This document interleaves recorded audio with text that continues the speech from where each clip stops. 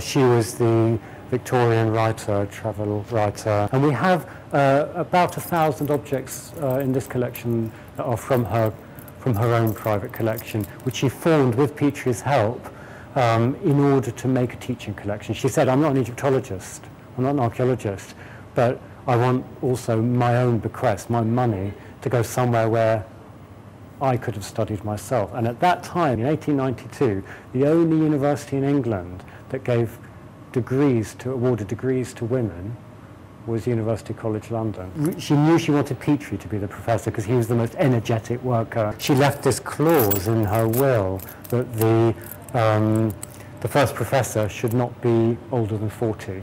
And Petrie was 39 at the time.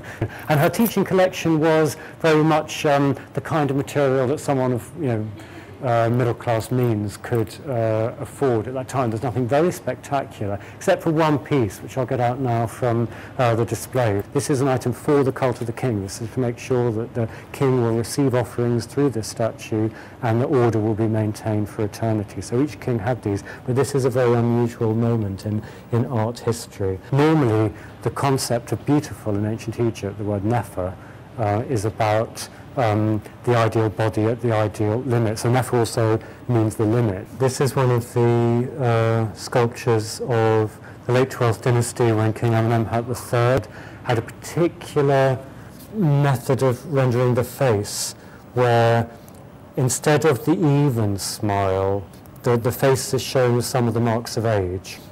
You can just see there are lines to that cheek. There is a slight downturn even to that smile. The eyelids are heavy, and that's very unusual. Youth, not childhood.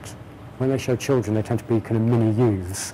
They don't have the proportion of children, and not old age. It's youth that expresses what is beautiful best. But here they've taken that for the body. When you have the bodies preserved on these sculptures, they're perfect, youthful bodies, but they've done something different with the face. And in Egyptian art, the head is about identity, like they say in the Book of the Dead, the secret, which is the formula that's inscribed on the gold mask of Tutankhamun. So here you've got the same idea of the head carrying the identity, the religious concept, but in a different way. It was always one of the highlights of her collection. There's a photograph of her desk at home before she died, when some of her collection was in her own house, and it's there. So she must have appreciated it. So none of this would be here without Amelia Edwards.